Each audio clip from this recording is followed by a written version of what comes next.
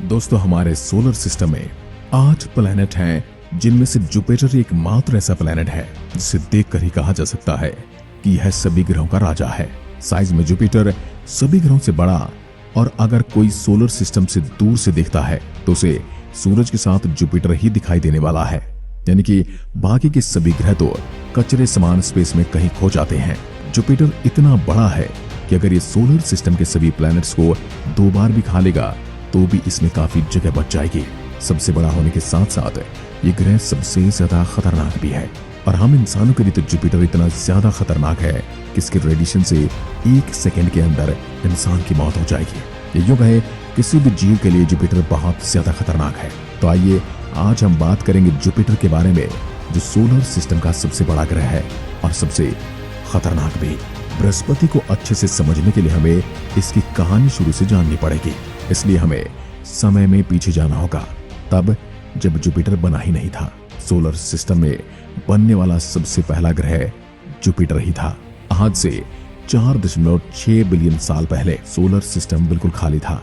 सिवाय गैस के कुछ बड़े बादलों के यहाँ कोई भी ग्रह मौजूद नहीं था। इन गैसों के समय के साथ सिकुड़ने की वजह से हमारे सूर्य का जन्म हुआ, और साथ में जन्मा बृहस्पति ग्रह। सूर्य एक तारा है, और जब एक नया तारा जन्म लेता है तब उसके गिर्द धूल की एक डिस्क बन जाती है। जैसा कि हम शनि ग्रह के चारों ओर घूमती हुई एक डिस्क देखते हैं, बिल्कुल वैसी ही, जिसे प्रोटोप्लैनेटरी डिस्क कहा जाता है। यानी ऐसी डिस्क जो प्लैनेट बनाती है। ये डिस्क एक तारे के 5 से 10 लाख सालों तक रहती है, उसके बाद ये खत्म हो जाती है। लेकिन जाने से पहले ये बहुत से प्लैनेट को बना जाती है, जो कि फिर उस स्टार के चारों ओर घूमने लग जाते हैं। और जब सूर्य पैदा हुआ तो इसके गिर्द भी धूल की एक डिस्क थी, जिसमें बहुत सा मैटर था, और आपस में ये टकराने लगे। इसी टकराव के चलते बृहस्पति भी बनना शुरू हो गया। बृहस्पति सबसे पहले बना, और इसी वजह से वो सबसे बड़ा भी है, क्योंकि सभी ग्रह भी उसी धूल से बने हैं जिससे जुपिटर बना है। और जो प्लैनेट सबसे पहले बनता है वो सबसे ज्यादा धूल को अपने अंदर खींच लेता है, और वह सबसे बड़ा ग्रह बन जाता है। जुपिटर बिल्कुल उन्हीं चीजों से बना है जिनसे एक तारा बनता है, जिनसे हमारा सूर्य बना है। उसी चीज से, उसी एलिमेंट से बृहस्पति ग्रह भी बना है। ये एलिमेंट्स हैं हाइड्रोजन और हीलियम। हमारा सूर्य भी हाइड्रोजन और हीलियम से बना है। बृहस्पति ग्रह सिर्फ साइज में छोटा रह गया, वरना ये भी एक तारा होता। अब बात करते हैं जुपिटर ग्रह की डिस्कवरी यानी कि खोज की। वैसे तो बृहस्पति को भी एंशिएंट टाइम से ही डिस्कवर किया जा चुका है, क्योंकि जुपिटर उन 5 ग्रहों में से एक है जो बिना किसी टेलीस्कोप के दिखाई देते हैं। मरकरी, वीनस, मार्स, जुपिटर और सैटर्न 5 ऐसे प्लैनेट हैं जिन्हें हम बिना टेलीस्कोप के आसमान में देख सकते हैं। ये ग्रह हमें एक बड़े से तारे की तरह दिखाई देते हैं। इसी वजह से एंशिएंट टाइम के लोगों ने इन 5 ग्रहों को सबसे पहले देख लिया था।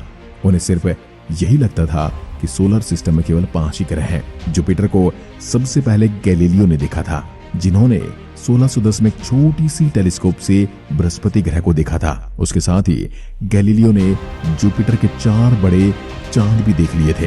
ये सब देखकर गैलीलियो काफी हैरान हो गए थे, क्योंकि उसने पहली बार ये जाना था कि पृथ्वी के अलावा भी किसी और ग्रह पर उसके चांद हो सकते हैं, उसके मून्स हो सकते हैं। गैलीलियो ने जुपिटर के 4 मून्स गैनीमेड, आयो, यूरोपा और कैलिस्टो को देखा था।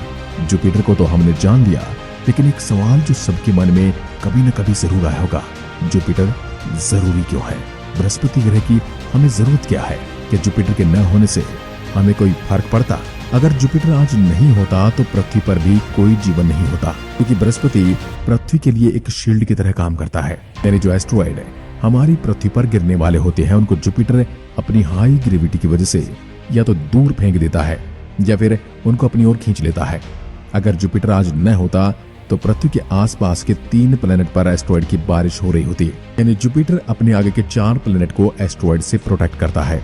अब आपको ये लग रहा होगा कि आखिर इतने सारे एस्ट्रॉयड आते कहां से हैं? तो इनमें से ज्यादातर एस्ट्रॉयड तो एस्ट्रॉयड बेल्ट से आते हैं, जो कि मंगल और बृहस्पति पर मौजूद हैं। इस बेल्ट में 1 से 2 मिलियन एस्ट्रॉयड मौजूद हैं, और 2021 में की गई स्टडी के मुताबिक ये पता चला कि जिस एस्ट्रॉयड से डायनासोर का खात्मा हुआ था, वो एस्ट्रॉयड भी एस्ट्रॉयड बेल्ट से ही आया था।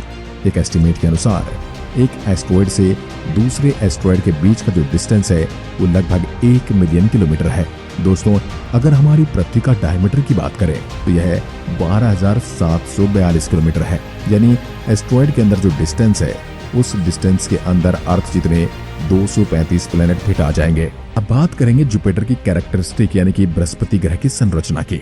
जुपिटर सोलर सिस्टम का 5वें नंबर का प्लेनेट है, जो कि सूरज से 5.2 एस्ट्रोनॉमिकल दूरी पर है। एस्ट्रोनॉमिकल यूनिट वह दूरी होती है जो सूर्य और पृथ्वी के बीच की दूरी है, यानी इसकी दूरी हमारी पृथ्वी के मुकाबले 5 गुना ज्यादा है। जुपिटर की रोटेशन सोलर सिस्टम के बाकी सभी प्लैनेट से ज्यादा तेज है।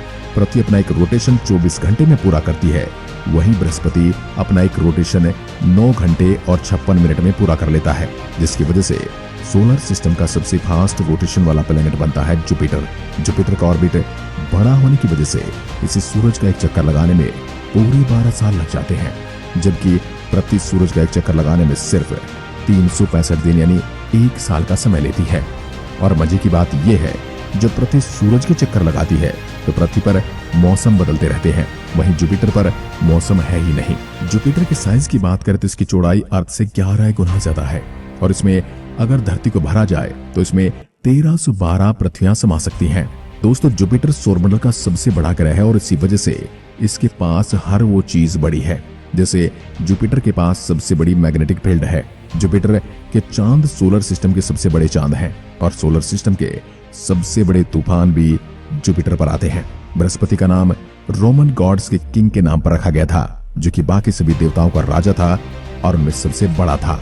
अब आते हैं उस सवाल पर जो वीडियो की शुरुआत में कहा गया था, जुपिटर इतना खतरनाक है कि वहां जाते ही पल भर में इंसान की मौत हो सकती है। तो क्या फिर बिना इंसान के कोई स्पेसक्राफ्ट जुपिटर पर लैंड हो सकता है? तो इसका जवाब है नहीं, क्योंकि दोस्तों जुपिटर एक गैस दानव है जहां ग्राउंड है ही नहीं, बल्कि सिर्फ गैसेज हैं।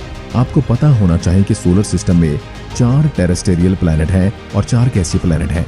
इसमें पहले 4 प्लैनेट पर लैंड होने के लिए एक सरफेस मौजूद है, जबकि आखिरी 4 प्लैनेट पर लैंड होने के लिए कोई प्रॉपर सरफेस ही नहीं है।